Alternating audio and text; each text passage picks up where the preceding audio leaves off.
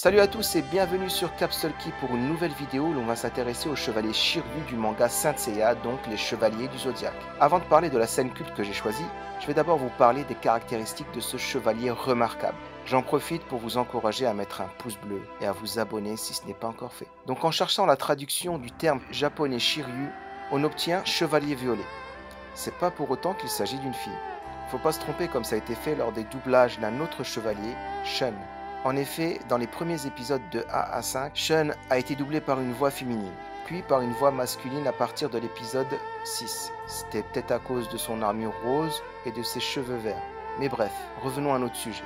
Shiryu est vraiment un personnage très intéressant. Ce chevalier du dragon possède une superbe armure dotée du plus puissant point et d'un bouclier étant le plus résistant parmi les armures de bronze. Et ce qui est encore plus intéressant, c'est que dès que le cosmos de Shiryu atteint sa pleine puissance, un dragon en forme de tatouage apparaît sur son dos, et quand le cosmos s'affaiblit, le tatouage commence à disparaître.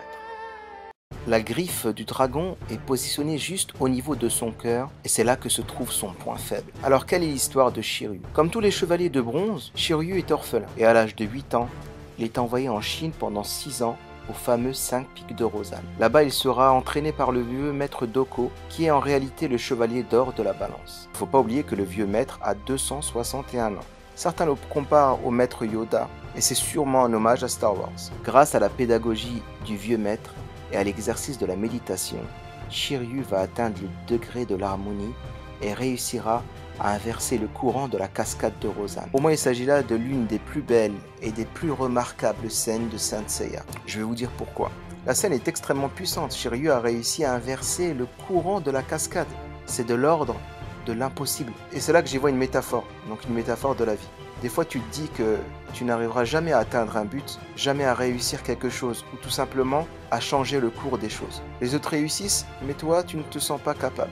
Jusqu'à un moment donné, tu te poses la question, c'est quoi la différence entre eux et moi? C'est que celui qui réussit a fait preuve de courage, et il se répétait sans cesse à lui-même qu'il réussira. Il faut donc avoir des pensées positives et se dire que rien n'est impossible, comme l'a fait Shiryu. Le vieux maître était persuadé de la possibilité d'inverser temporairement le cours de la cascade, mais Shiryu doutait souvent. Et ce n'est que lorsqu'il s'est autoprogrammé à la réussite, en mettant de côté toutes les ondes négatives, qu'il a réussi cet exploit. Et je dirais même que cette scène nous donne le secret de la réussite, donc la régularité et ne jamais abandonner. Et surtout ne pas se freiner avec des ondes négatives et penser qu'on n'y arrivera pas.